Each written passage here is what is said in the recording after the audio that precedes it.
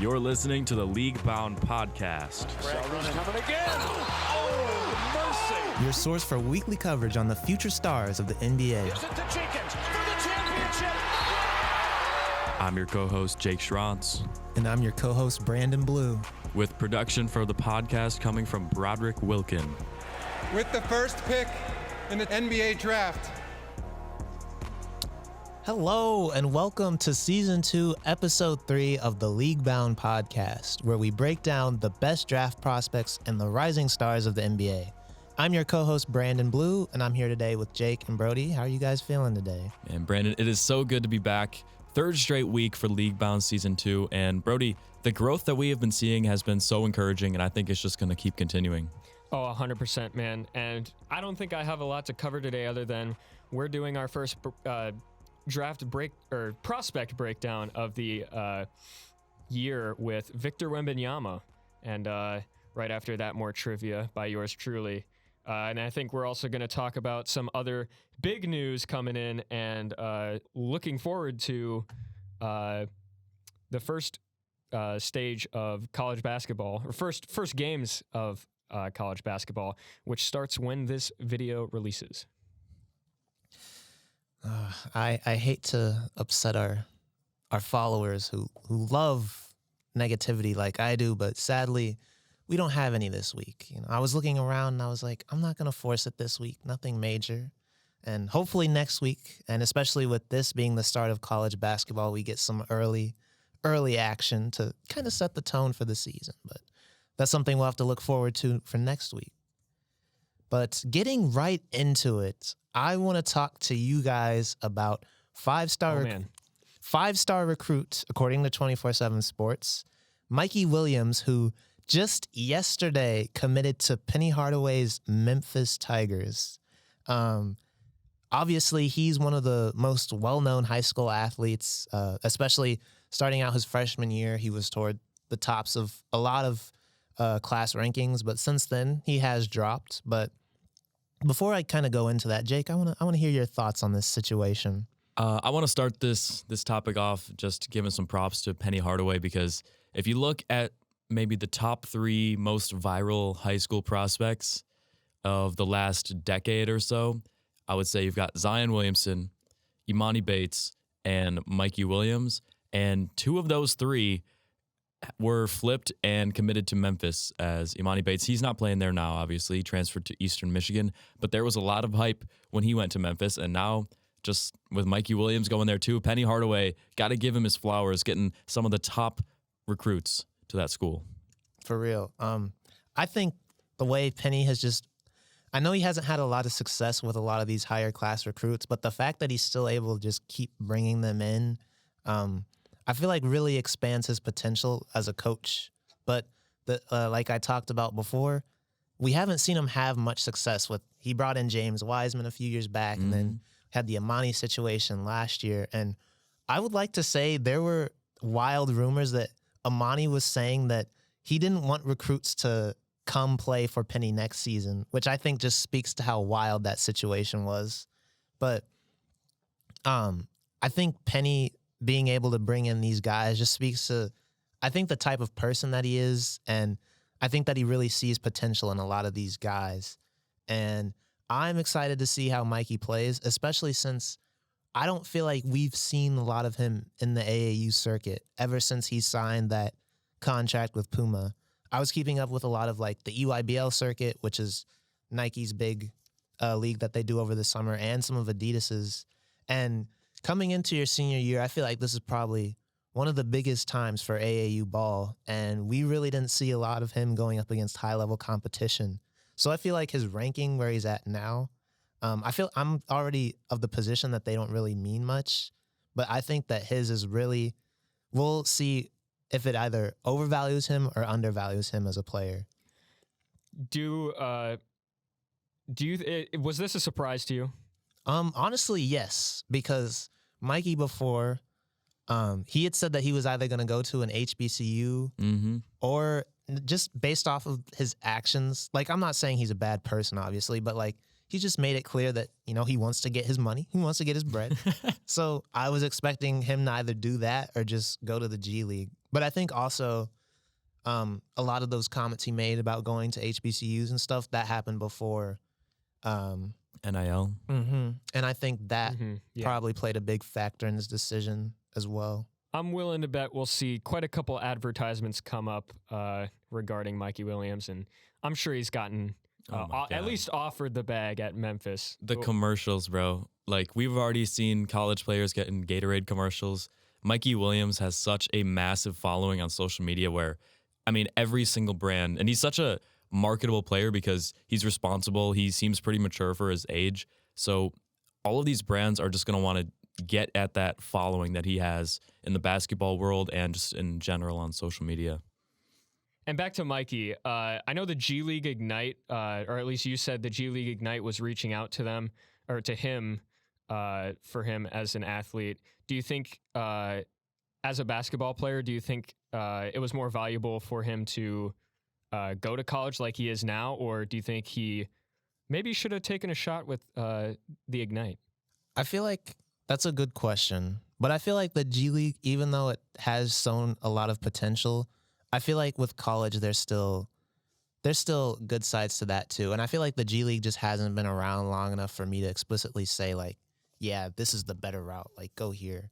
But I think there's pros and cons to both. And I think when you go to the G League, even though you're playing against better competition, I think when you go to college and you have more success like on the brighter stage and on the national stage, it just helps your draft stock naturally. Like unless you're like Scoot Henderson or somebody who's just already kind of getting that attention. But I feel like this is kind of off topic, but I feel like if he hadn't played Victor, he wouldn't be getting that attention he's getting now. But to bring it back to Mikey, I feel like him going to college is good for his stock. And I think if he can make things work at Memphis, I think that it'll go up. And I think Mikey Williams is a different type of prospect to review in terms of the context of what G League Ignite is, because he's already been in the spotlight for such a long time, and he's already made so many brand deals as a young player. Like he's already signed with Puma, I believe, as just a player in high school. So not that he doesn't need the money that G League Ignite provides. I think they can make up to around $500,000 for that 1 year, which is definitely significant. But he already has the reach in terms of branding, and he's already made a ton of money at this age. So I think with him getting in college basketball, it provides a good opportunity for him to kind of see a different side, because people kind of just know Mikey Williams as like the overtime kid, but I worry that they relate him too much to a guy like Julian Newman, who is known on YouTube for like just clips of the younger stuff. But Mikey Williams is actually a legit basketball player. Like he's top 50 in the country on basically every recruiting site. And I think people kind of sleep on him. I don't want to sound like a Mikey stan, because I'm definitely not, but I feel like he is slept on a little bit just because people don't view him the same as other prospects who are just known for being really good at basketball. I think that also kind of goes back to my point earlier where I talked about he signed that contract with Puma, and that stopped him from playing in a lot of AAU circuits. I feel like, too, we just don't see him go. Like, I feel like the stigma he's had his whole career, because he played at San Ysidro, and then he's back there for his senior year. But even last year when he was at Vertical Academy, and the year before he was at Lake Christian, he wasn't at like a lot of high-level schools like Montverde, IMG, Oak Hill, or whatever. And so people have always just pegged him as somebody who's been playing against soft competition. But I think him going to Memphis is good for his game in that he'll be playing essentially against, hopefully he'll be playing against a lot of other NBA prospects and some top 25 teams in the country. And like, we'll really get to see how valid of a hooper he is. And I feel like what I meant by people don't view him the same as other top prospects, people know Mikey Williams for stuff on YouTube. Like I know a while ago there was clips of him playing pickup ball with Flight on YouTube just at a random gym. And it's like, yeah, that's funny and entertaining, but at the same time, he is still a legit top 50 prospect. and there were colleges basically lining up to offer him to play at high level D1 basketball, and I don't think people give that enough credit. Even if they aren't fans of Mikey Williams as a brand, I think that they still need to respect him as a player. Mm-hmm. I think another reason why this is a good decision is because I feel like his game is just very raw. Like, I feel like he's somebody who relies a lot on his athleticism, and he can kind of score in a lot of ways, but I feel like he doesn't have like a go-to kind of way of kind of killing you, if that makes sense. Like, he can kind of do damage everywhere, but I feel like when he goes to college, he'll be able to kind of find what's the best way to score for him and kind of work out how he can reach his full potential. I actually love that point too, because I feel like a lot of people probably see Mikey as a selfish basketball player or like a one guy on a team type guy. But by him going to college, he can have the opportunity to prove that he fits into a team system. And I think GMs will probably value that experience a lot, because his whole high school career, he has been this superstar among just kind of no-name players. And now moving into a team like Memphis, he'll fit into some sort of offensive system that Coach Hardaway kind of cooks up, and GMs will be like, oh, he can actually play in a team setting and not just be this one superstar that everyone knows. And I think overtime they kind of turned him into a prospect, one of the first of its kind, where like a lot. I don't want to say he got his whole like high school life and high school career documented, but like he had like a couple seasons of a literal show that Overtime produced, almost like not documentary wise. It wasn't a documentary as much as it was like basically like a reality TV almost for almost like a vlog, a basketball prospect.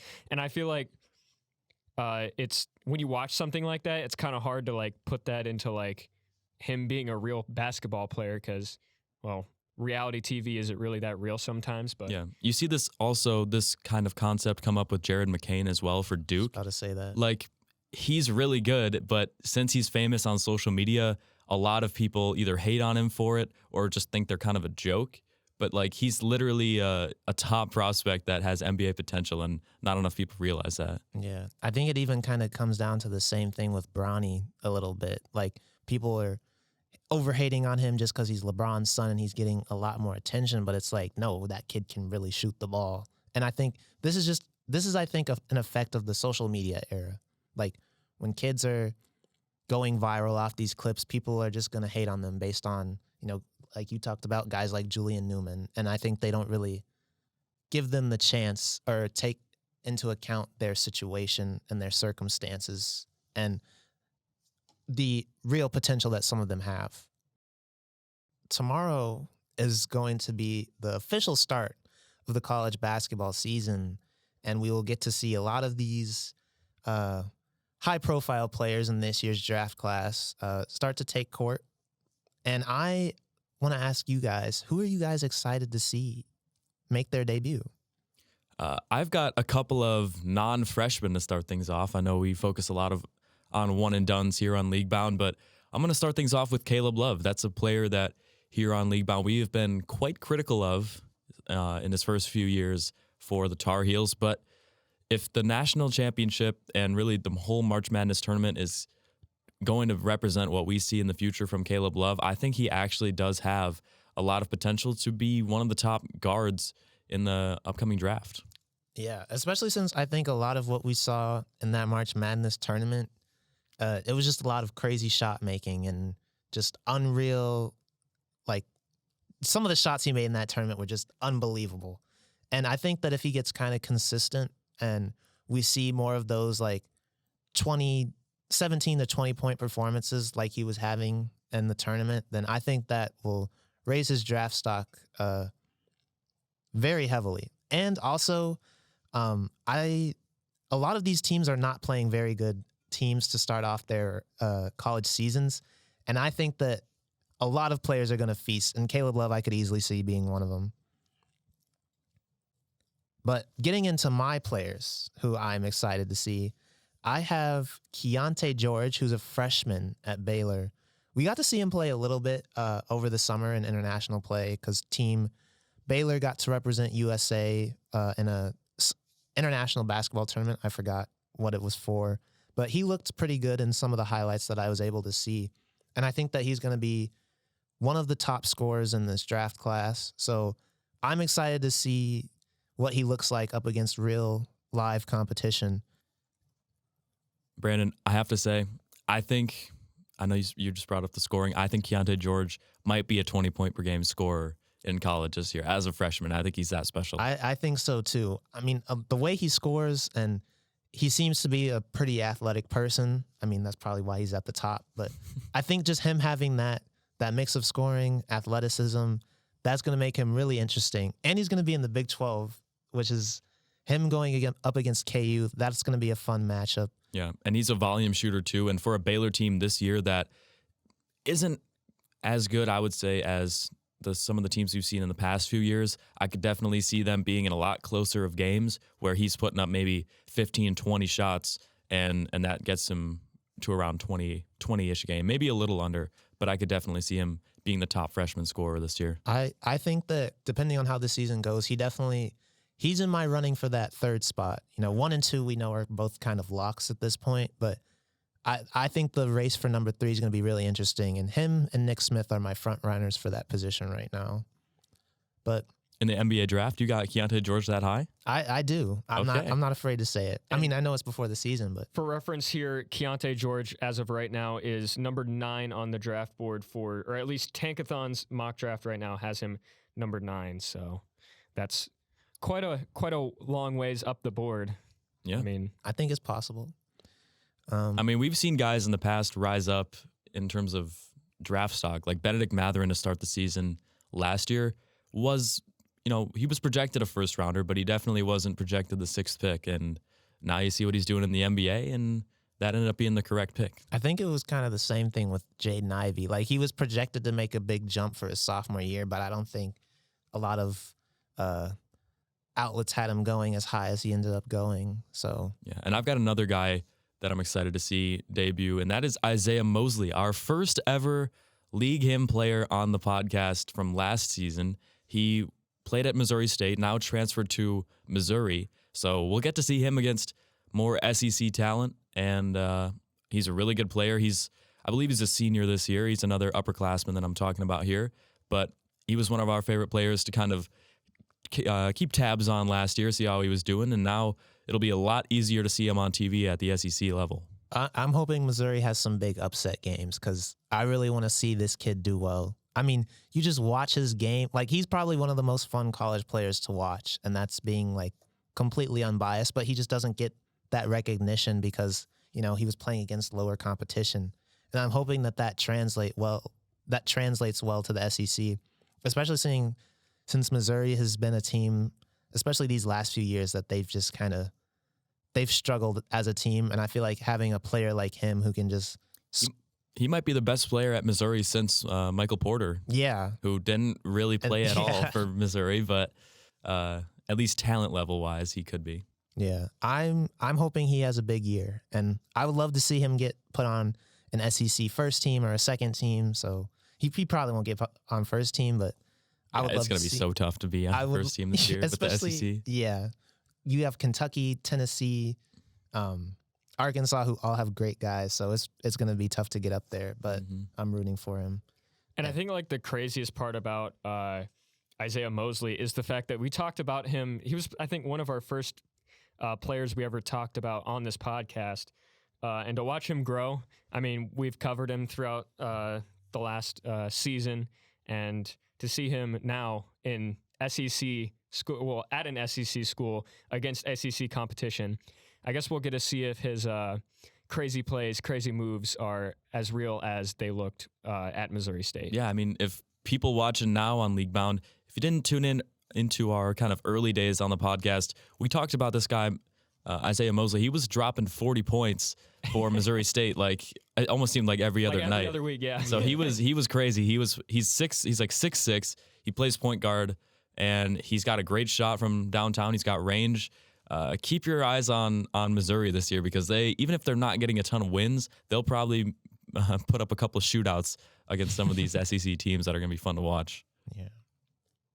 Now, another player I want to talk about just because this is another guy I'm rooting for. And I think him being at Eastern Michigan, we saw in his first exhibition game how well he did. And I think he's got some new life. He's paired up with Noah Farrakhan. I'm excited to see Emoni Bates, and I think that he's going to have a solid debut. In his first exhibition game, he put up 20-plus points, and I think if he's learned any from his Memphis situation, I think that he's ready to hoop, and that's all he wants to do. So I think he's going to come out there with a chip on his shoulder, and he's going to show people why he was at one point one of the top recruits in this class. And I think a lot of people forget, like, I know age at times can be an iffy subject in college basketball, but this man should still be a freshman and not a sophomore. And so I think when you kind of look at it from that perspective and just have the fresh look and like you ignore his gun charges and everything else that's happened before. That's what I'm wondering about, because I know we're talking on a season-wide basis here on who we're excited to see, but really in the debut this week, I'm not sure what Emoni Bates is going to be able to do, because he has had so much going on this offseason off the court where you have to wonder how that's going to impact his performance to start the season. Yeah. I'm hopeful that he can get a little bit of his confidence back, especially since, he's in a little bit of a lower he's playing in a lower conference, and to start the season, they'll be playing lower competition. So I think that he can kind of get back to where, or I don't want to say get back, but at least improve his game from where it was before. Mm-hmm. And you would think if he's putting up crazy numbers at a Group of 5 school like Eastern Michigan, that will probably be enough for scouts to say, hey, he's still got that high school talent that we saw at the USA teams and really at high school. You can kind of disregard what he did at Memphis because that wasn't really a good representation of what he is as a player. What he did at Eastern Michigan this year, that's what we're drafting. Yeah. And I think scouts will definitely, like you said, be looking at that. Moving on, we are going to be talking about Tari Eason for our Welcome to the League player. This week, I want to say yesterday, he had 17 points, 6 rebounds, 2 assists, 1 steal, and had 2 threes versus the Timberwolves. Now, this is a player who a lot of people were talking about in preseason, and everybody was really excited to see him play alongside Jalen Green, Kevin Porter, Jabari Smith, and all those guys. But he's been playing under 20 minutes for most of the season. And even though most of these points came in garbage time minutes, I think yesterday kind of showed why he should be getting more minutes than he is right now. Yeah, Houston is kind of struggling at this point with that almost like Oklahoma City Thunder method where they're like, we have so many young guys that there's guys that we drafted in the lottery who can't even get minutes, because it's a big reason why they're currently 1-9 on the season. And I really think they're going to have to examine that roster by the end of this year and think, who do we actually value as guys that we see going forward being a top 4 player on our team? And at that point, just cut the guys loose, trade them for actual proven talents. We'll see if Tari Eason remains a Houston Rocket going forward. But like you said, he was great yesterday, and he probably deserves a lot more minutes. But it might be tough to get him on the court with Jabari Smith, because Jabari really isn't a 5. And I don't know if Tari Eason has the perimeter skill set yet to be a 3 and play alongside Jabari Smith, but they got to figure it out. Yeah, I mean, I think their issue speaks to the fact that there's just so much talent in this league now, where I feel like I just think about all the teams the past few years, like even this year with the Pistons, the Magic, and the issues with the Warriors and stuff, and we talk about how there's so much talent in this league, and I think we're getting to the point where there's just too much talent. Where now, like, people who we think, oh yeah, they're gonna be a solid player, and when they get to the league, and now we're gonna get to the point where they're not even gonna be on a team like 3 years into the season, just because there's so many great players now, and that's a trend I'm kind of starting to notice, and it's really, it's a good issue to have, but it's also kind of sad. I feel like. Has it changed, I guess, the way you guys have looked at players this season so far? I will say for me... draft prospects, I should say. I will say for me it has a little bit, because I feel like now a lot of players, you want to find people who can do different things and not just kind of the same thing. You know what I mean? Like, I don't want players who can just, wait, let me rephrase this. I think the players that stand out are those who can do everything, but they kind of specialize in one thing, you know? Like, say, you can guard, you can score, but you're also like an elite shooter or something. But if you're just a player who's kind of average at everything, whereas like in the 90s, it was players who were like, they were really good at one area and they couldn't do much of anything else. But now I think we're just getting players who can do a little bit of everything, but they don't really have a specialty. But guys at the top of the draft now, it seems like they can do everything and they have a specialty, and that's kind of what separates them from everyone else. And then when you get deeper, there's guys who are still good enough to play on these rosters, but it's just like, it's hard to get you in when you don't have something different that you can bring. So just this week, we had some more freshmen play in some exhibition games, and although they were against some lighter competition, they still showed out and showed what they can bring to the next level. We had guys like Chet Howard for Michigan, who put up 30 points and 6 threes in his exhibition, and he showed that he's got that thing on him. Yeah, I mean, he's obviously Juwan Howard's son, the Michigan coach, former NBA player, famous college player, but he's got good size on the perimeter, and in a similar way of Caleb Houston's impact at Michigan, he was obviously drafted in the first round last year. I believe it was first round, I think near the end. Michigan's got another great young wing that has a lot of NBA potential, and so look out for him. He is just a freshman, but I think he has the potential to be a one and done, but someone who has a lot more potential, I think, and has not gotten too much media attention yet, just because Indiana basketball is really focused on Trace Jackson Davis right now, is their 5-star guard, Jalen Hood-Schifino, 15 points and 5 assists in this past week's exhibition game. And he's got a good size for the point guard position and has just a really smooth game, Branden. Yeah, I like both of these guys that you picked out, Jake. Going back to Chet Howard, I really like the way that, like you said, he can shoot the ball, and he showed some flashes as a shot creator.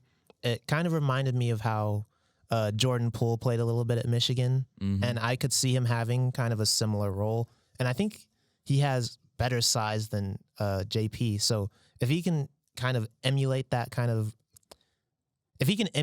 role and take that position, I feel like he, like you said, definitely could be a one and done and could maybe even sneak up into the lottery. Yeah, and people look at Jordan Poole nowadays as almost like the backup point guard or point guard for the Warriors when Steph is out. But if you look back at those first seasons at Michigan, he really was, when he was coming off the bench, really more of a just straight catch and shoot 3-point shooter. He had a little bit of a dribble package, but most of the time he was just getting kick out threes and knocking them down. So if Jet Howard can do that, he's got a lot of potential.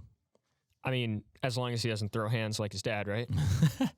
I mean, that's not necessarily a negative. We love some negativity here on the podcast. No. I mean, the Juwan Howard. It's more like a slap, a smack. Yeah. Is legendary, and it's literally in our intro for our negativity section. So, all respect to him. Just wanted to make a funny little joke. And going on to a player I was watching, I turned on the KU game, of course, and Grady Dick was really, I think he might rise up a little bit higher in this draft class than I initially thought, just because he's shown that he's a really smart player. He had 20 points on 4 of 6 shooting from 3-point line, and he had 5 rebounds, and he's a pretty athletic guy, I must say.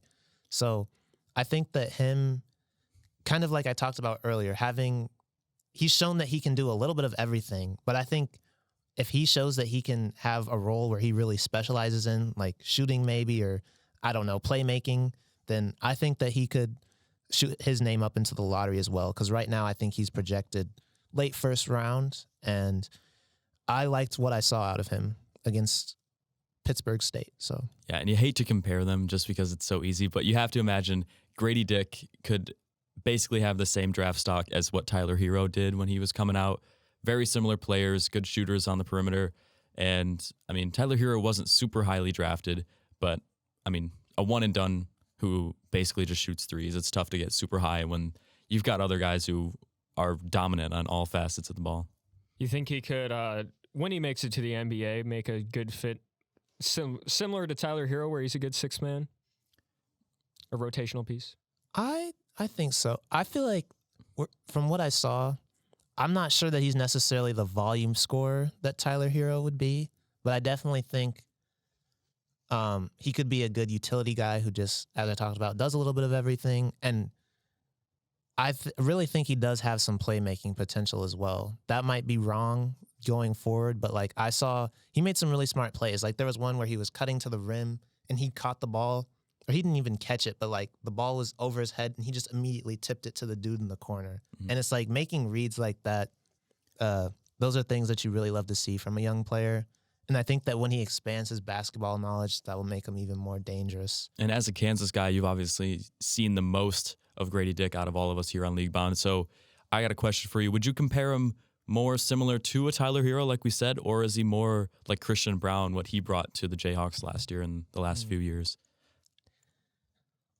Okay, this is another thing I don't really want to say, but like he's a good mixture of both. But if I really had to, I'd probably say Christian Brown, just because I feel like he has so much more dimension than Tyler Hero does. I don't want to say Tyler Hero's a bad defender, but like he doesn't really have that reputation, you know.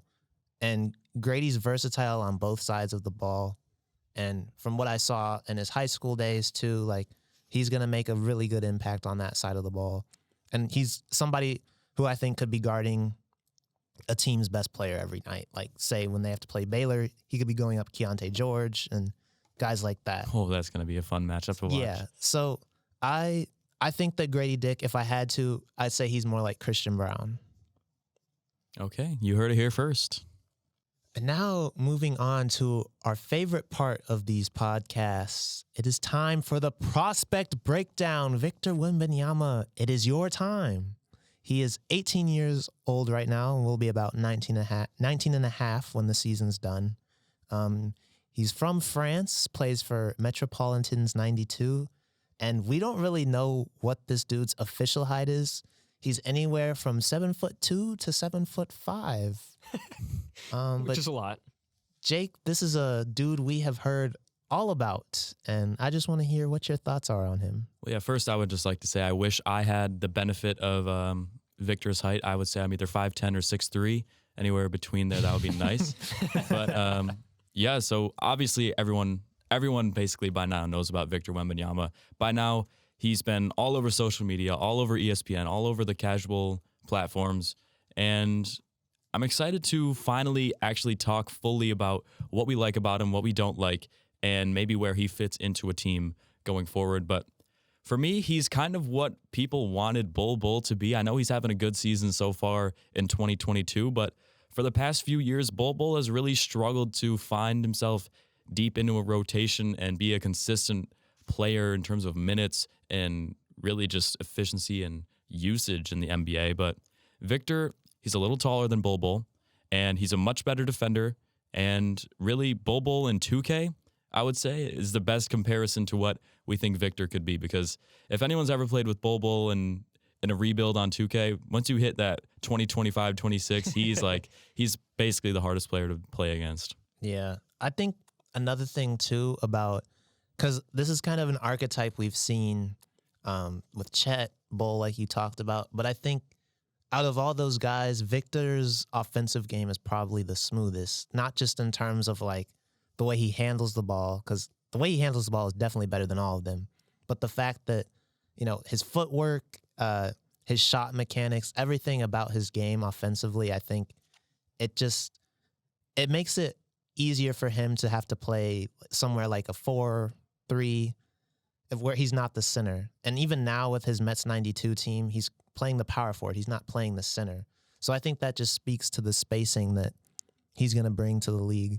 Yeah, and I'm glad you bring up his ball handling because, like you said, it is better than all these other guys with the archetype. I'm sure a lot of people have seen the viral clip where he's kind of getting pushed off up on the left wing, and then he just hits the Kobe size up with the just like 4 straight in between the legs, 1-footed 3-pointer. Oh my gosh. That was just ridiculous. I don't know if that's actually going to be part of his game or not, or if he was just screwing around. But if it is, that is pretty scary because he almost shoots a 3-ball at a line drive with the rim. That's how high it is.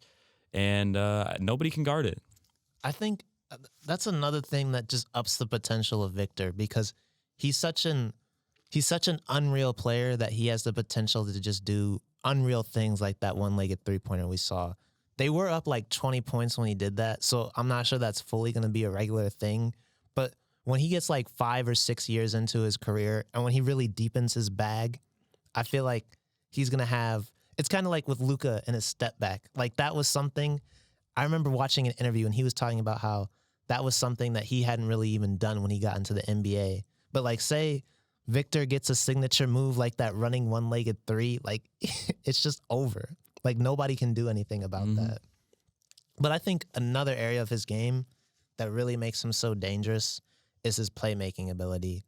I was watching that game against Scoot that they played back in October, and they were trapping him like late in the second half, and he's 7'5", of course, so like he should be able to do this, but he was passing out of dribble Just over their heads? Yeah, like over their heads. He was hitting rollers. Like it was really a strong performance, or I don't want to say he really showed strong playmaking ability. And I think when he's in the league and say like he's getting double teamed when he doesn't have any help, like if he's able to just, let me rephrase that. When he's getting double teamed after he's hot and he's got like 30 or 35 points and he has another shooter on his squad, he can just whip it to them in the corner for an open three. Like I think he has the potential to be a 5 or 6 assist player in the NBA. And so we were talking about the mystery of the height here, and I'm just going to tell you right now, it's not 7'2". If you look up on Google, Victor Wembanyama and Chet Holmgren, the pictures of them next to each other. Yeah. Chet Holmgren is officially marked by the Thunder at 7'1". He's easily 4 inches taller than 7'1". Mm-hmm. Like it actually looks like he could be. Well, I'm not the biggest like height measurer in terms of like getting it accurate, but like he's way taller than Chet, Significantly and taller. like that's just insane. And man. I want to go back to the fact that he's 18 years old right now, and he's probably not done growing, which is, I just want to throw that out there. But imagine this guy becomes like 7'7" or something. It's honestly ridiculous. You have to imagine there's a certain height where you just physically cannot shoot the basketball as a jump shot like forever, because once you get to the point where your release is at the level as the rim, there's no way you can be consistent, because like you have almost no judgment of how high to actually shoot the ball. You almost want to shoot a straight line drive at the rim. And yeah, I feel like a lot of people too, one of the knocks on him coming into the season was his shooting consistency. And I think there's like no way this happens, but like say he goes into the league and he just can't even shoot the ball.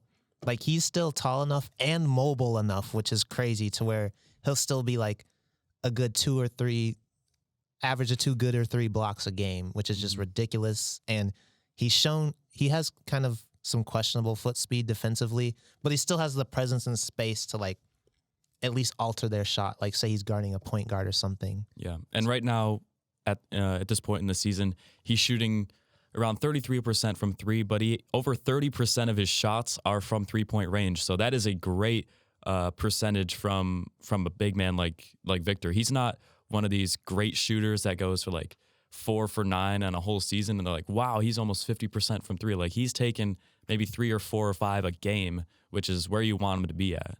I feel like also another thing we have to keep in mind is the league that he's playing in and the people that he's playing with. Like, I don't want to say his teammates are bad, because they're not. Like, a lot of them have played in the G League. A lot of them were former NCAA stars. But it's like, I was watching his second to last game. That was like last Saturday, the overtime game.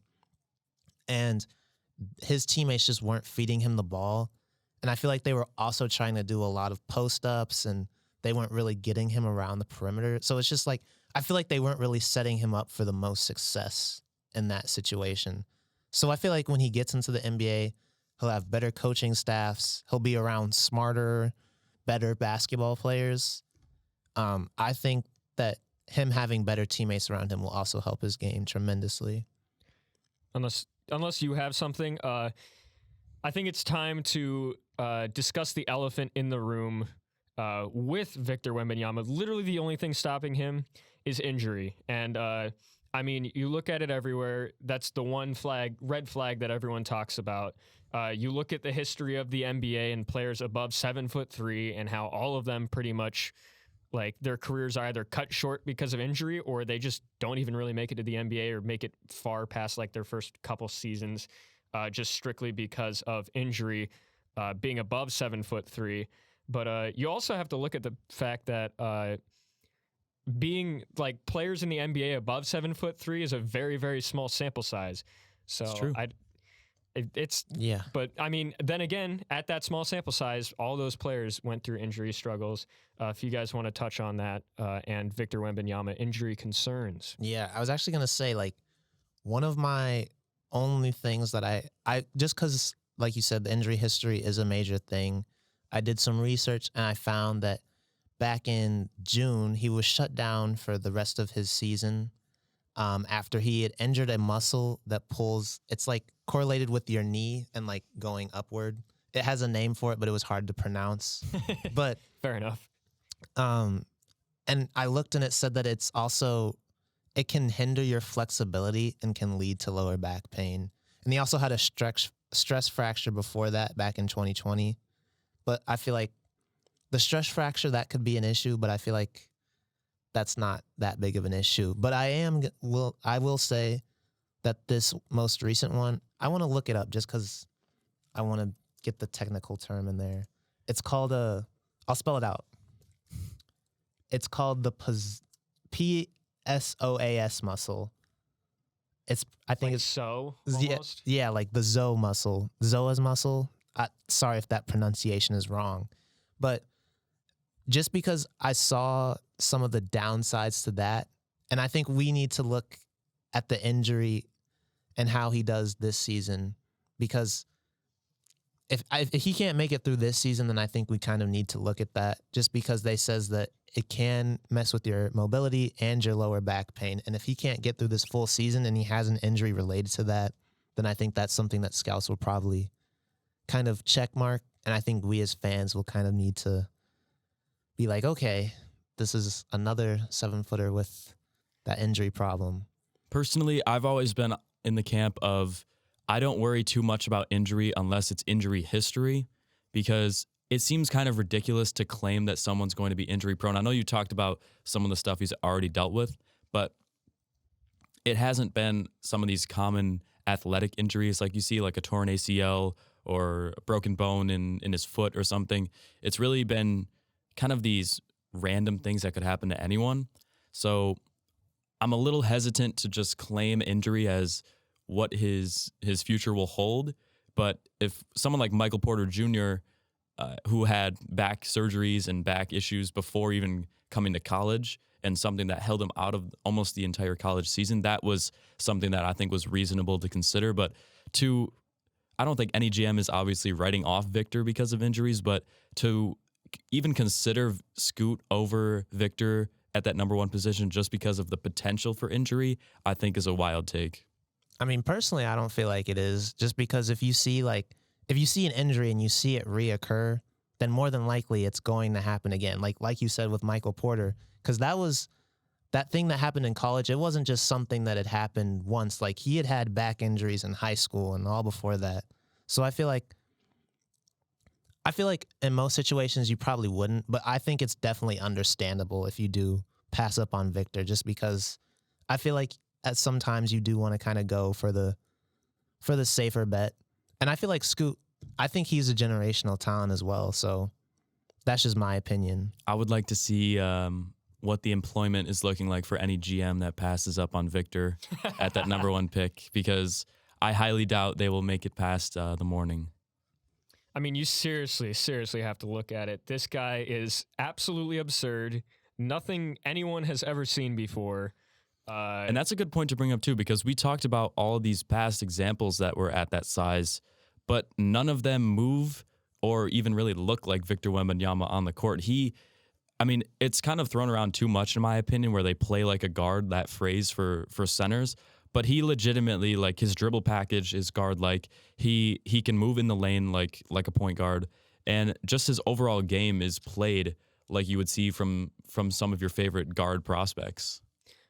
And I know you guys, or at least you, Jake, brought it up at some point, but Porzingis was, I guess, I don't think he wasn't nearly as hyped up as this guy was, but Nope. He was booed, actually. Yeah, he was booed on draft night by the Knicks, which is unsurprising. Really? Was it because of what was it because of? Oh, well, they just wanted to draft Justice Winslow over him. It was because they didn't know who he was, so they were just like, Yeah, he was just a foreign prospect. But even with Porzingis, like, the game is, I guess, on the surface level similar just because they're 7-footers that can shoot a 3-ball. But when you actually look deeper, it is almost uncomparable because Porzingis, when he came into the league, had almost no dribble package at all. He didn't play like a guard. He could just shoot, like, catch and shoot on the perimeter, maybe in a pick and pop. Whereas Victor, you could literally bring him the ball on a handoff on the perimeter and just get out of the way and let him run the offense because he's that special. And with Porzingis again, he had a lot of injury problems, right? Because he's what, 7'3"? He tore his ACL, like, and he was having a really good season with the Knicks, and then after that, it was just. He had Max Kellerman claiming he was going to be top 5 in the league going forward, and then it just downhill. And so, as a player, that ACL tear completely changed him. Well, he still plays similar to today, but ever since that injury, his hype and production really hasn't been the same. More the hype. His production has still been solid as a player, but I mean, he's just been ticky-tack injuries, whether it was in Dallas for a couple of years or now in Washington. He's still a good player, obviously, but nothing you're really building your franchise around like they thought he was going to be. And okay, as a not an analyst on this podcast, a producer who doesn't look into the NBA and college basketball nearly as much as these two. I do keep up, but not to the same level, which is why they're the two talking heads of this podcast. But I just like to bring up the fact that ACL tears happen to a lot of people. Was it an ACL tear that happened because of his height? I don't know. I think if I remember correctly, it was kind of like, it was one of those plays where he just kind of landed wrong. Yeah, he was driving to the rim. He got fouled and on the baseline, and he kind of landed weird, and just the way his leg was twisted when it landed, it just kind of tore it right there, and he was instantly down from that, holding his knee. So obviously it's a terrible injury, but with more modern science, it seems like players nowadays come back from injuries like that. Not all the time, but it is something that is far more successful in terms of recovery than decades ago. Yeah, and I'm watching the video right here, and it really doesn't look like a height injury as much as like just he landed wrong. Like he just leg went down wrong. That could happen to jaw. That could literally happen to 6'3" jaw. It's happened to guards. It's happened to forwards. It happens to everyone. That happens to pretty much everyone. So I don't think it's worth signing off injury risk unless the injury that he did have in June reoccurs and keeps happening. Yeah. And then I feel like it's a concern. But really, like right now, he moves, looks, plays like one of the healthiest tall players we've ever seen. Ever seen. And I don't think we've really hit enough on him defensively in terms of his game, because he blocks shots that most players can't even really predict are even possible. Like we saw in those games against Scoot and some of his teammates, they'll pull up jumpers from mid-range that they think, oh, this is just part of my game. I do this all the time. And then all of a sudden, they're just not even ready for the length that he produces. Like he's got, I believe it was reported that he has an 8-foot wingspan, which, I mean, that is ridiculous. He jumps up barely even trying, and he's already covering the rim in your shooting view. So that is almost I don't even know how to say it. It's just like you can't be ready for that. You can't be used to somebody defending you like that. He's a player who, like you said, he kind of takes away that mid-range shot, and he's someone who you have to drive on. And then even if you drive on him, he's someone who is like, okay, I could just snatch this out of midair, like on some 2K stuff. It's ridiculous. So I feel like he's a player who, if you really want to, if he's guarding you, you're just gonna have to settle for like a 3 or something. And even then, he can still block that. So it's like he's just a great defensive player. Yeah, and you said his foot speed wasn't elite, but it's good enough at that size and length where if you, like, let's say a guard pump fakes on the perimeter, gets a guy in a flyby, he takes one dribble into the mid-range area. If Victor is even close to the paint, he takes one step and just reaches out. And even if it's not getting sent into the third row, he's still tipping that shot where it won't even hit the rim. And even if he doesn't get that much, even if he doesn't even touch the ball, it's definitely impacting how they release the ball, their confidence in that shot. They're going to remember getting blocked from earlier in the game and kind of adjust what they do in that position. So almost the mental aspect of it that his defense brings is going to be fun to watch. And so I don't think I want to look too far into the future, but I do want to say this. Most players in the NBA, or most rookies that come into the NBA, is it kind of like the NFL? I guess it's probably kind of like the NFL where you get a welcome to the NBA moment. You get swatted, you get the ball swatted. Kobe hits a game-winning shot on you, or like Curry or something. Stuff like that happens to you as a rookie. Part of me feels like as a rookie, he is going to be the one saying, "Welcome to the Victor Wembanyama show." Yeah. When a high-class player goes up to the rim and just like a shot they make every day, and exactly as you guys said, just gets sent into the third row. I just think about that nasty block he had on Scoot. Like, Scoot was attacking the lane, and it looked like Victor was going to be on a poster, and then I just remember Victor just overpowered him. He sent Scoot to the floor. I'm just like... Yeah, I don't know why He's he strong tested too, Victor yeah. like that. Yeah. I mean, and it looked like Scoot was going to get it. I'm not going to lie. And then Victor was just like, nah. And like, let's give a tangible example. Everyone remembers that one insane block that Giannis had in the finals on DeAndre Ayton. And Giannis is huge, right? He's like 6'11", maybe even 7 foot, got a huge wingspan. If you put Victor in that position, I'm not going to guarantee that he makes that play, but it is so much easier for him to do that because his arms are longer. He's about 4 inches taller, and he might not even have to take a couple of those steps that Giannis does to recover to DeAndre Ayton because he might be able to just turn his hips and reach out and swat that pass out of the sky, which is just crazy. And you brought up Giannis, and that just made me think of something. I think of Giannis coming into the league. Y'all have seen those pictures, and that man was so skinny. Like, he was a project. But his body type, just in the way that they're built, it reminds me so much of Victor's. Oh, my God. And when you look at Victor, he doesn't look like somebody who won't be able to put on muscle. Like Chet, he's someone who it looks like that might be a little bit harder for him. But Victor, he's kind of filled out and proportionate enough.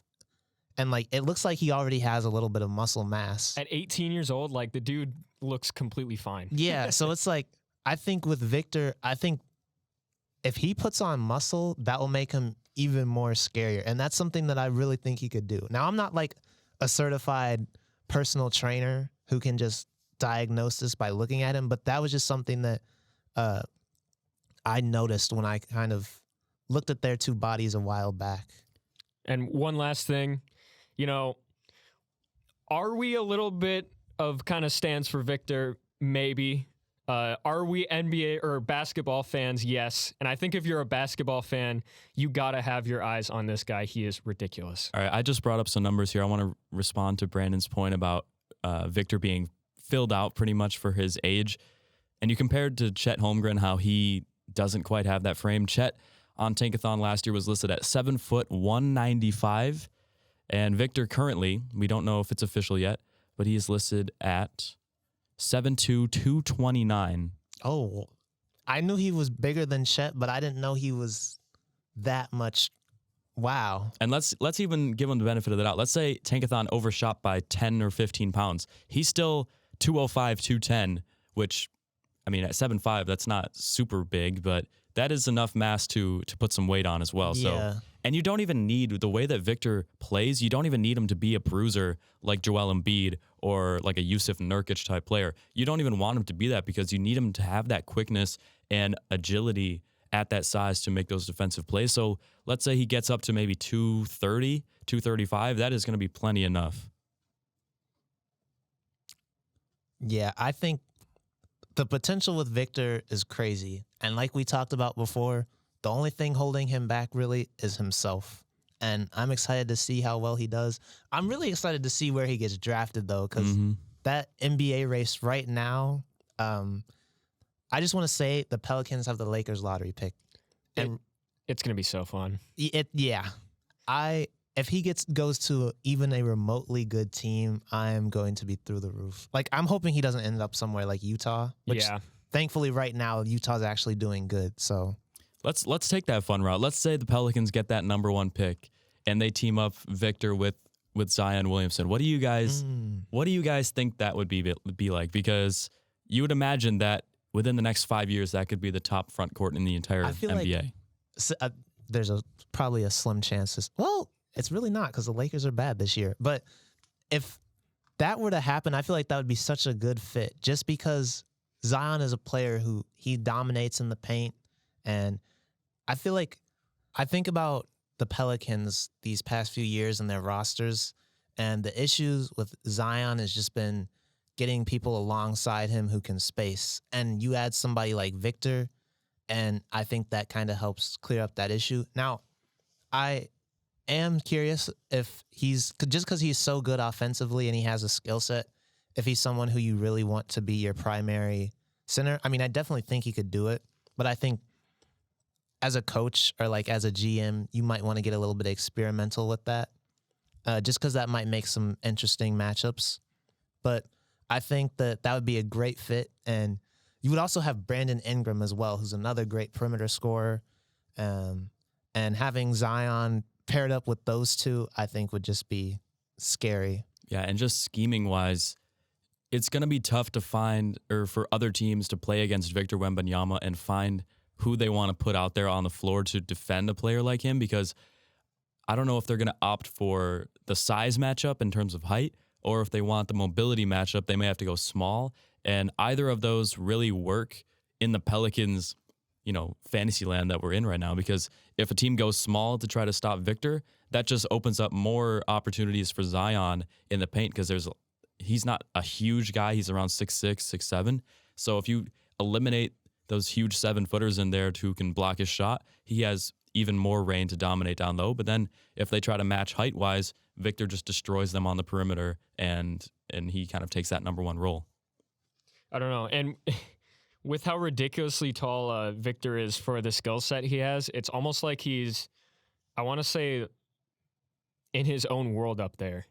Like, it's like his own little bubble where, like, with an 8'1" wingspan, is anyone going to contest that shot up there? Like, other than, they'll you try. said, a big man. I mean, they will try, and I think let's not get it twisted. The NBA and it is full of very smart coaches, very smart players. They will figure out ways to guard him. It's just the question of like how well. How well, yeah. How well.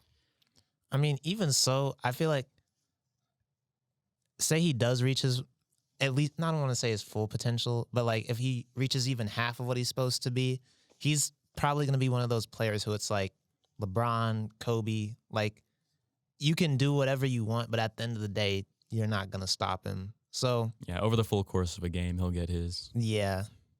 So I think he's one of those players too, where it's just like, you'll just have to make the people around him do something, which that in itself is still a dangerous plan, because he'll probably have a light 30, 40 come playoff time. And so I'm glad you bring up those numbers, because I want to ask you guys and get your opinion on this.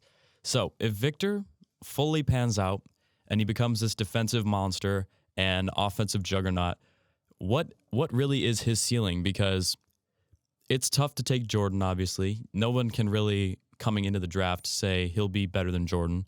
But on paper, if he has the defensive ability to be the best defensive player in the league and a top offensive player, what's stopping him from being in the top 5 or even taking over number 1? I think that right there is just why he has so much hype around him, just because nobody knows. Like, nobody has an idea. Like, I remember Brody was telling me the other day, people were saying that his floor, at the very least, is just Kristaps Porzingis. And I was going to bring this up. Like, literally the worst thing, like, everything goes wrong. He has no idea what he's doing in the NBA. Just, like everything is just, like, off for him at worst. Yeah, Kristaps Porzingis. So, yeah, I'm just like, and that's still a player who's an all-star. So it's just like, I don't want to throw that out there yet, but I mean, I think he definitely does have the ceiling to be the GOAT. But I don't want to just throw that out there. Like, were people throwing that around when LeBron was the best prospect anyone's ever seen before? People were. The thing that always holds me up with overtaking Jordan as a prospect is just Jordan's insane scoring. Like, people say, yeah, you have to be great defensively, but it's almost absurd the amount of points and the consistency that Jordan had with it. I mean, he's a 30-point per game career scorer, and he's won the scoring title 10 times in his career. I don't know if Victor has the offensive output to win that award that many times, but he definitely could match it with defensive awards, because Jordan was DPOY once, I believe, and it's definitely within the realm of possibility that Victor could be a 2 or a 3 or a 4-time DPOY. See, that's why I think now, too, it kind of goes back to my point earlier where I talked about just the talent in this league. Like, I think now we kind of have to look at stats and accolades a little bit differently, just because there's so many players. Like, say he averages like 30 points per game a season, whereas like a few years ago, or I don't want to say a few, but like 10 years ago, maybe one person was doing that. Now there's probably like 2, 3, or 4 other guys doing that. So it's just like, I think now we also have to look at stats and how we have to look at stats a little bit differently in awards, just because people are so talented. And I think now, if Victor's on a good team his whole career, he's likely going to have other killers around him. So I don't think we can, to kind of go back to your point, I don't think we can really look at the amount of points, but just how he's scoring is what we have to look at now. Yeah. And obviously the easiest way to become the GOAT is just have more rings than Jordan and stay undefeated. And Victor is so special, potentially, if he reaches that potential, where no other team will have a Victor stopper. No other team is going to have a player similar enough to match what he brings to the table, other than maybe the Thunder with Chet Holmgren or whatever team he's on later on in his career. So we saw it in the past with Bill Russell, like in the Celtics, having those difference makers and just having a roster that the league can't compete with can be enough to just be a dynasty. And you never know, if he comes out here and puts up 7 rings and never loses, it would not shock me if he becomes the GOAT. I feel like if he went on a Bill Russell tear in the 2020 to 2030, Gosh, he'd piss off a lot of NBA I fans. just want to say, I'm excited to see, I don't want to say I'm excited, but I'm interested to see, like, 10 years from now, and we look back on this podcast, everybody loves him now, but like, say he gets more rings and like his whole career starts to transpire. I'm just curious what the general thought on him will be. All right, so might have to change some camera work next week because all of our cameras died. Gonna have to be a bit more responsible with that. But we are moving into the trivia section, where these two gentlemen will go head to head against 3 of my questions I've made this week. Yeah, I think was it Jake won last week? Or I think it was a tie. Yeah, we or was it a tied. tie? Yeah. I think you guys both got one wrong, and then you guys both got one right, and then you guys got both of you guys had one wrong that neither of you got. So let's start with the first one. Who was the highest scoring NBA player that's 7'4" and above? Ooh. So I have I guess I'm gonna I have 4 players that you guys will be able to choose from, or you guys can just guess now. I'll take the 4. Okay, I just don't think I'm going to guess a player that reaches that height. Like, they might be 7'3" technically, and I will be out of the race. So it is 7'4" and above. Highest scoring NBA players in that category. Who scored the most points in their career? Was it A, Yao Ming, B, Mark Eaton, C, Rick Smits, or D, Sean Bradley? I'm going to take Yao. Okay. I'm also going to say Yao, because Mark Eaton was a defensive guy. Yeah, I was going to say that too. But he was solid, though, so you never know. Yeah. Okay. Well, both of you guys are wrong. It is C, Rick Smits. Wow. I didn't know who this guy was at first, but he scored in his career 12,871 career points. I looked him up. He is on Basketball Reference. He is listed at scoring that many points in his career. I guess Yao Ming has about 9.8 thousand. Yeah, I don't think Yao's career was as long as people remember. See, I think Yao having such a short career that he had, like, I think over his career, I think he like in a shorter span of time, he scored way more points, but just couldn't stay healthy, as we talked about with Victor, which is why I wanted to ask that question. But moving on, we got to keep going here. Who was the second overall pick in the 2010 draft? Ooh. 2010, the second overall. I'm going to say... Was that I think that was the Hashim the beat year, but I'm not 100% sure, but I'm going to use that as my guess. I'm just locking that in. I don't have any other guess, honestly. Sure. Who was your player again? Can you say Hashim Thabit. Okay. Cousins and Wall were both in that draft, but I don't think they went back to back. So I'm going to say the beat as well. Okay. Well, you guys were extremely close because I had to look him up because I was like, where did he go again? He was the second overall pick in 2009, not 10. It was Evan Turner. Oh, okay. Yeah, I remember that. Yeah, I will Out of ask Ohio again, does he State, still right? play? because he broke his back that year.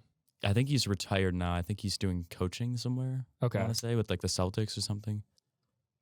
Yeah, but it was Evan Turner. So I figured I'd find like a high pick that's like not really, didn't really make a ton of noise in the NBA, I'd say.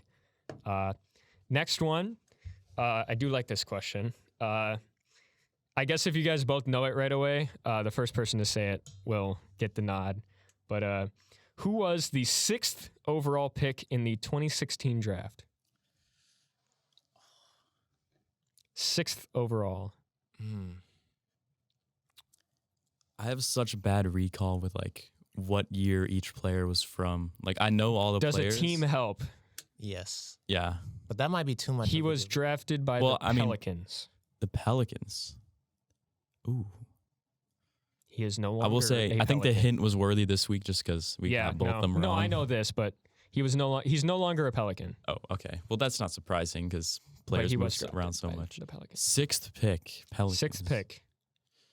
I just like can't even. He does make starting rotations. I feel like he was probably traded. I do like him. Oh, I got it. It's Buddy. Yeah, I think it is. That gave it away. I wanted to keep getting hints until someone got it, but I think I went a little too far with that. It is Buddy Hield. I think he was I traded forgot he from the played for Kings them. now, right? He play for the Pacers now, right? He does play for the Pacers now. Yeah. Yes. Yeah.